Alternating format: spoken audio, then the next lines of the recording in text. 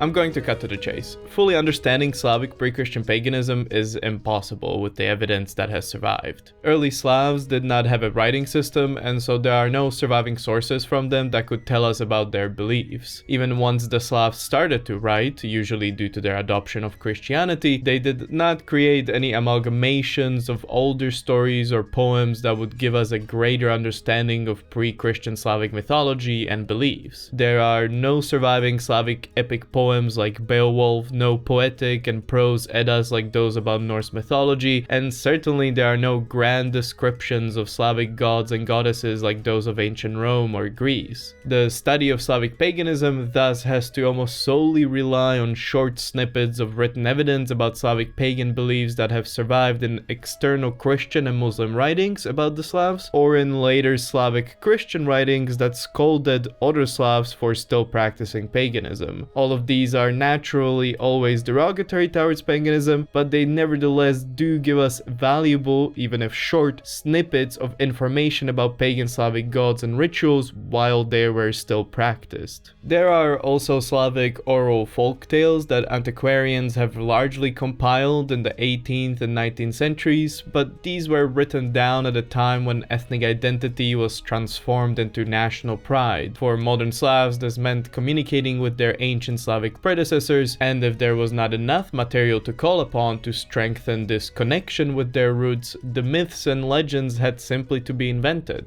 And so many were. In fact, even in the 21st century, fraudulent books are still being published that purport to present new sources about Slavic pre-Christian paganism, when in reality they are just modern made-up mythologies in support of neo-pagan movements. Some of these pseudo-ancient stories of ancestors concocted in the modern period, primarily the ones based on oral tradition and written down by 19th century antiquarians, do have snippets of Slavic paganism in them, which can be corroborated by some of the ancient sources. But for the most part, these modern stories and traditions exist in a world where Christianity, nationalism, and simply just time have distorted them so greatly that it is impossible to use them independently as reliable sources for reconstructing any part of pre-Christian Slavic paganism. That is why my video will primarily focus on the limited medieval sources about Slavic paganism and will use modern folkloric traditions and stories only as an additional tool to see if they can perhaps give additional context. This video was made in collaboration with the Museum of the Origins of the Polish State in Gniezno, which is currently running an exhibition on the religions of the Slavs, paganism and Christianity in early medieval Poland. Go check out their website and YouTube channel if you're interested. The links are in the description and the pinned comment. And if you're in the area and are interested in medieval history, maybe go visit in person. This collaboration with the Gniezno-based museum was also made possible thanks to the US Fulbright program. This video is also sponsored by my merch. Yes, I have finally made some merch for the mLaser History channel, and it's amazing. The merch includes some very comfortable hoodies, sweaters, t-shirts, and even a jacket with an embroidery of the mLaser History crest. The embroidery looks and feels amazing and will last much longer than a simple printed logo. The design was inspired by Oxford and Cambridge College merch because I wanted my merch to have a sort of academic feeling that also invokes a sense of camaraderie like one has for their college. I also wanted my branding to be subtle enough that you would feel comfortable wearing my merch anywhere, so I decided to go with just the embroidery of the mLaser logo without any larger tacky words. Anyways, please go check out the merch, link to the store in the description and the pinned comment. The store is also synced to my YouTube channel and you should be able to see a preview of it below this video. So please check it out, trust me, the quality of the merch is pretty good as far as YouTuber merch goes. The first thing that needs to be understood about Slavic paganism is that, just like most polytheistic religions, it wasn't really unified. There is a reason why the Gniezno-based museum's exhibition about Slavic pre-Christian religion is called Religions of the Slavs, indicating a plurality. There is a great geographical dispersions of Slavs and an even greater temporal dispersion of the sources about their paganism. When it comes to the earliest 6th century records about Slavic paganism in the Balkans, it is hard to tell how similar or different these reported pagan practices of the Balkan Slavs were from the Slavs along the Baltic Sea or the Slavs around the Dnieper River. Plus, sources that mention aspects of Slavic paganism span the entire medieval period, and it would be quite inappropriate to think that pagan traditions described by Procopius in the 6th century were the same as the pagan practices described in the 11th century Kievan Rus Primary Chronicle or the 14th century Czech Chronicle of Dalimil. Traditions, beliefs, mythologies, and overall culture changes across time and space, and Slavic paganism was no different. With that said, there are some common threads, some common practices, and certain names of gods that seem to come up across all the Slavic lands. So let's delve deeper into these seemingly common attributes of pre-Christian Slavic paganism. The most common Slavic god that seems to come up in the sources about all the Slavs, that is Western, Eastern, and Southern Slavs, is the god Perun.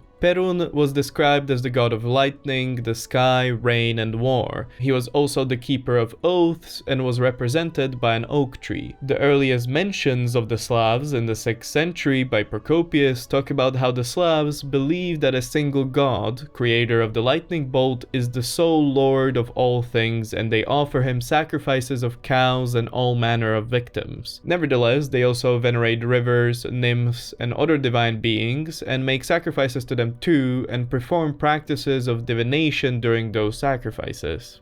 According to Procopius, the creator of the lightning bolt, that is Perun, was the sole lord of all things, even though Slavs did pray to other divine beings.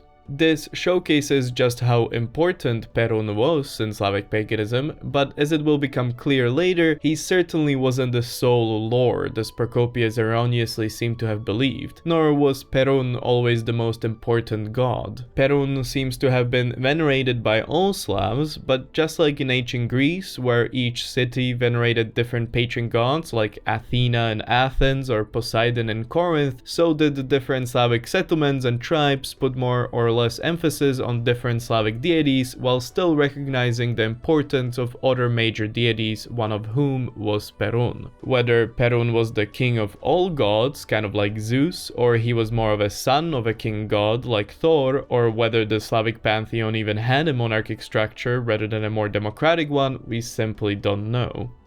Another very important god, or perhaps gods, that seem to come up in all areas of the Slavic world is Svarožić, Svarog, and Dashbog. We don't really know what exactly the interrelation between these three gods is, or whether these three names from medieval sources actually represent three different gods rather than only two gods, or simply even one god with three different names. Svarog and Dashbog are only mentioned in Eastern Slavic sources, while Svarožić is mentioned in multiple Slavic areas. However, Svarožić's name, with the common Slavic suffix of ich, means Svarog's son. To add to the confusion, there is an Eastern Slavic source which mentions that Dashbog is Svarog's son, but it does not mention Svarožić, who literally has the name Svarog's son. There is a possibility that the ich suffix could be a diminutive in Old Slavic, meaning Svarožić would simply just mean small Svarog rather than Svarog's son. But in that case, why would sources about the Eastern Slavs use both a diminutive name of a god and an actual name? And why would sources about the Western Slavs only use the diminutive and also never mention Svarog's son Dashbog?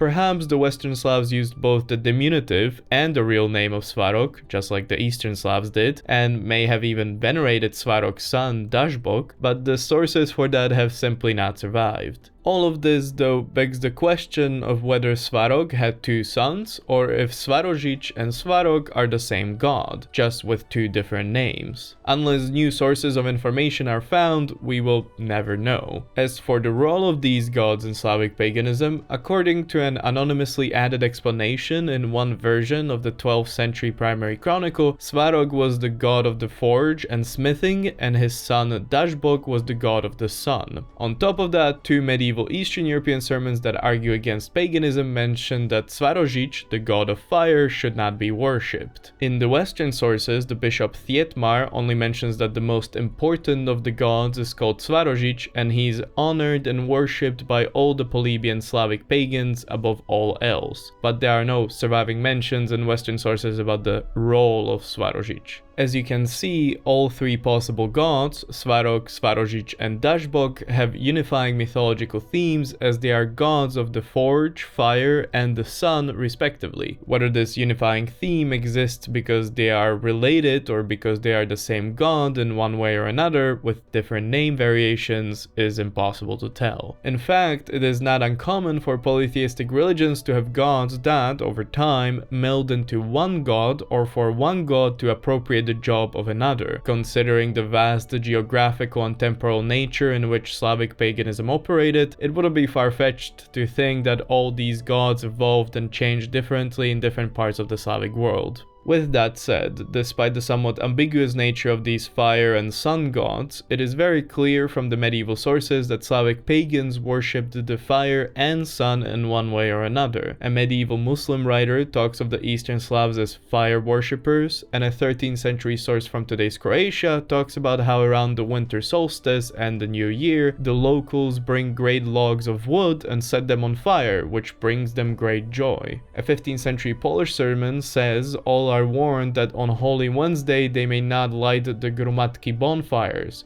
which are lit following the pagan ritual. Lastly, a medieval Christian Eastern Slavic source talks about how the pagan Slavs worshipped the noon sun and bowed towards it. None of these sources mention why the pagan Slavs were doing these rituals, what is the symbolism of the rituals, or to what specific deity are the rituals for, but it is safe to assume that both the fire and the sun were very important to the pagan Slavs, which is why they worshipped them and most likely had specific deities that represented them. The same can be said about the moon. Early medieval Slavic archaeological sites often have many lunulae, crescent moon-shaped amulets, and medieval sources have multiple mentions of the pagan Slavs worshipping the moon, like this passage from a medieval anti-pagan Polish sermon stating that, "Take heed the naive, who on the night of the full moon kneel down and pray, because they fall or could easily fall into the error that advised people to worship the hosts of heaven, for the moon, sun, or sky must not be worshipped." Sadly, there are no sources explicitly mentioning a Slavic lunar god, but considering all the evidence, it is safe to assume that the Slavs also worshipped the moon, and there was some kind of a lunar deity. The few gods discussed up until now are the only ones attested across multiple Slavic areas, while the rest of the Slavic gods mentioned in medieval sources are only referenced in specific geographical areas. This does not mean these gods weren't worshipped in other Slavic areas, it just means we have no evidence for them being worshipped there. But considering how sparse the medieval sources are about Slavic paganism, lack of sources shouldn't necessarily be considered as evidence. Perhaps the most prominent goddess that is only attested in Eastern European records and nowhere else is Mokos. Mokos was described as one of the primary goddesses in Vladimir's pantheon before he converted to Christianity in the 10th century. There are no surviving medieval records that tell us what Mokos was the goddess of, however, in modern oral tradition, she is the goddess of the earth, mud, and fertility. In that sense, Mokos was perhaps the quintessential Indo-European earth mother goddess,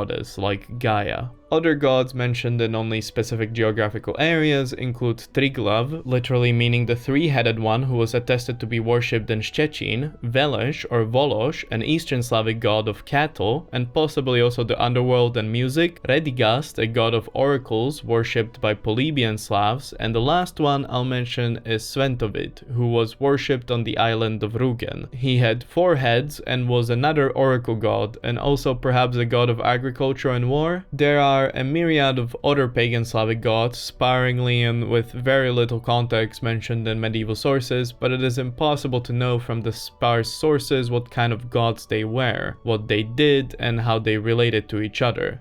These gods often had temples and urban centers inside of which there were idols of the pagan gods, mostly made of wood. These temples were taken care of by Slavic pagan priests who could communicate with the gods and who oversaw venerations, rituals, and festivals dedicated to the gods. The name of the Slavic pagan priests in Eastern Slavic lands is attested to be Volkov, but there is no mention of this word outside of the Eastern Slavic area.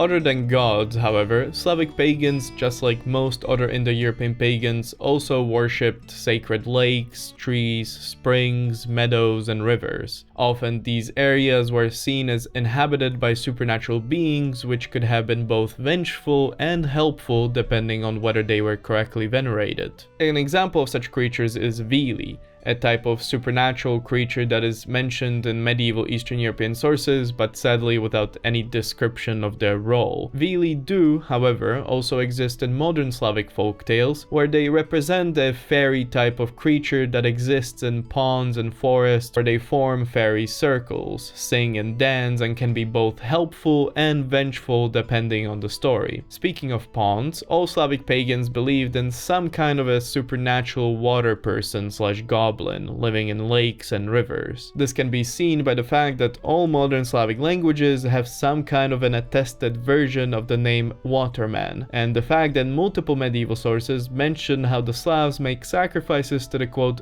demons of swamps, wells, and lakes. Many modern Slavic folk stories also continue this tradition of a waterman who lives in rivers and lakes and can be both vengeful and helpful depending on the story. Considering that early Slavs were also an agrarian society, it should not be surprising that a lot of their rituals and festivals were centered around the harvest cycle. One of the major pagan Slavic festivals is attested in the sources as happening in the spring around the beginning of the agricultural cycle at some point during the Christian Easter and Pentecost. The name of this festival in the sources is Rusalia or Rusalie, which was clearly a name borrowed by the Slavs from the pagan Romans who celebrated Rosalia around the same time. This borrowing most likely originated in the Balkans, where in the early Middle Ages there was still a sizable Latin-speaking population. The Rusalia festival involved drinking, playing games, singing, conducting plays, giving gifts, and traveling to neighboring villages. It was also associated with the dead, and it was believed that the spirits of the dead could come visit or haunt the living world during this time. The medieval Chronicle of Czechs says that at some point around Pentecost, the pagans, after offering libations to the springs, perform sacrifices to the demons of the dead and also to the graves made in the forests and the fields, and they conduct rituals which, following the pagan custom, they hold at crossroads to placate the spirits of the dead, and they play profane games which, exciting their empty manes in a Bacchic frenzy, they perform dressed as ghosts in honor of their dead. A different 16th century Eastern Slavic source talks about how on the morning of Easter Thursday, they, the Slavs, burn straw and summon the dead. These dead spirits were called Rusalki as they were associated with the Rusalia festival, and it's from here where the prominent modern Slavic supernatural being of Rusalka comes from. This association with the dead is most likely why, in modern folklore, Rusalka is connected more with negative death connotations, unlike other supernatural beings like Vili or Watermen, which are more ambiguous. This springtime Rusalia festival that venerated the dead was celebrated in some parts of the Balkans as late as the 19th century, but now it has completely died out. There was also some kind of a Slavic pagan festival during the harvest time in the fall and during the winter and summer solstices, which is very common for all agrarian pagan European religions. Common themes mentioned in the sources about pagan Slavic festivals and rituals were the use of drinking horns, usually for the drinking of mead, singing, dancing, some kind of a communal feast, wearing of masks and costumes, and some form of sacrifice. Usually animal sacrifice, but not always.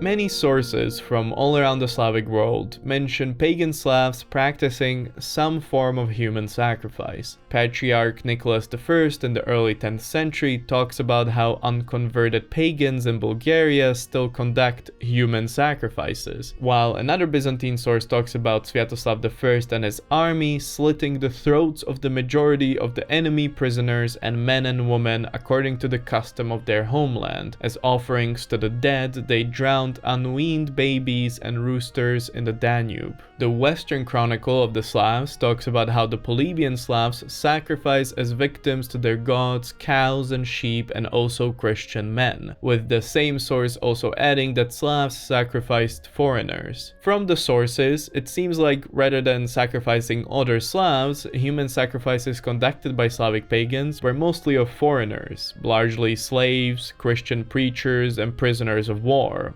Well, mostly foreigners with one big exception. But to talk about that exception, we need to first talk about pagan Slavic funerals. As can be easily attested by the archaeological record and corroborated by the written sources, all early Slavs conducted cremation burials. This poses a great problem because, by its very definition, a cremation burial doesn't leave behind much other than the ashes of the deceased, which were often placed in a funerary urn of the Prague culture type and buried. This is why lavishly furnished pagan Slavic burials don't really exist. This means, other than knowing that pagan Slavic funerals involved a funeral pyre, we don't know much else about them, as most sources just mention Slavs practicing cremation without any other information. Well, barring one information. Sources repeatedly mention that the burial of Slavic men often involved the human sacrifice of their wives.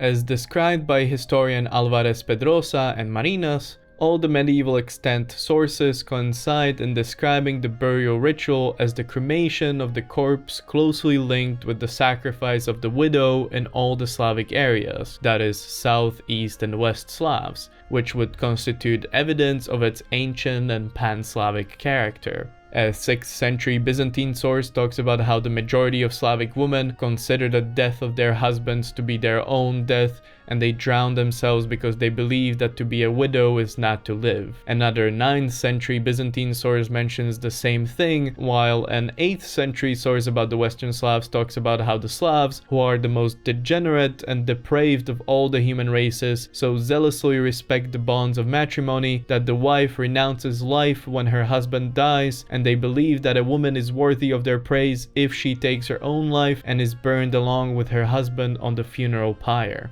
We don't know what kind of gods, if any, were associated with these sacrifices of widows, or how these funerary rituals looked because, again, the sources don't mention that. We also don't know how all-encompassing this kind of sacrifice was, meaning whether only certain parts of Slavic society were expected to partake in it rather than the entire society. We also don't know how voluntary these sacrifices were, and whether widows could refuse to be sacrificed. Although medieval sources do not tell us the reasoning behind why pagan Slavs practiced cremation, some modern historians believe that by analyzing early modern and modern Slavic folk traditions, we can deduce why pagan Slavs practiced cremation burial. In essence, in Slavic folklore, there is an idea of the quote, restless dead. The restless dead are people who died in a socially problematic way and who weren't buried with the appropriate burial rites and, therefore, came back to haunt the living. The appropriate burial rites, in the case of the pagan Slavs, was a burial ritual that involved cremation rather than inhumation. Slavic pagans, therefore, cremated their dead because they believed this released the souls from their earthly vessels, which could then move on to the afterlife and so couldn't come back to haunt the living. By cremating the body, one prevented the restless dead and helped the soul move on to the afterlife. This is believed to be the cultural reasoning behind why pagan Slavs practiced cremation burial rather than inhumation. However, if a person's dead body wasn't properly disposed of, and if they died in what was seen as a quote, unnatural way, they became the restless dead. They became what we know today as a vampire or a werewolf or sometimes even an undead witch. To explain, in medieval Eastern Europe, what we might classify today as separate supernatural undead beings were back then simply known as the Restless Dead.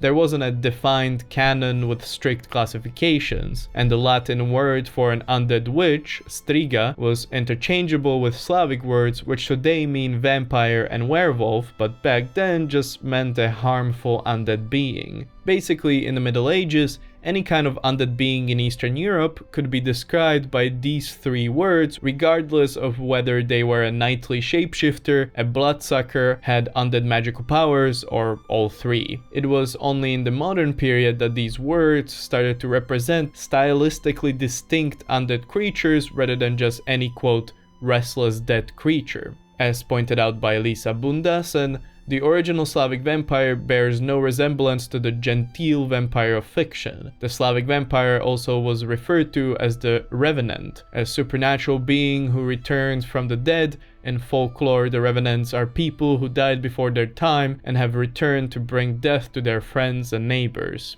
Two interesting stories about Slavic restless dead come from a 14th century Bohemian chronicle. In the year of the Lord 1336, in Bohemia close to Kadaň, a pastor named Myslata died, and he, rising from his tomb each night, would wander all around the nearby towns, terrorizing and slitting the throats of the people he would speak to. When pierced with a stake, he said, "Much damage you have done me, since you have given me a stick to defend myself from the dogs." And when he was exhumed to burn him, he swelled like an ox and gave a hair-rising roar. When they put him in the fire, someone took a stake and drove it through him, and he bled without stopping, as if he were a tankard. In addition, when they disinterred him and put him in a cart, his legs shrunk as if he were alive, and when he was burned, all of his evil was dispelled. In the year of the Lord 1344, in Levin, a woman died and she was buried, but then she would come out of her tomb and murder many, and then she would attack anyone, and when she was pierced with a stake, the blood flowed as if she were a live animal, and she had devoured more than half of her own shroud, which, when taken out of her, was covered in blood. When they went to burn her, they could not get any type of wood to light except for the wood from the roof of the church, according to the testimony of some old woman. Although they had pierced her with a stake, she continued to rise up, but when they were able to burn her, all of the evil she had was dispelled. In both of these instances of a Slavic medieval restless dead, you can see the proto-vampire-like themes, for example, walking around at night and attacking people around their neck, having and needing a lot of blood, having to be impaled by a stake, and eventually defeated by burning the body, not necessarily with sunlight, but in the latter case with holy objects like the roof of a church.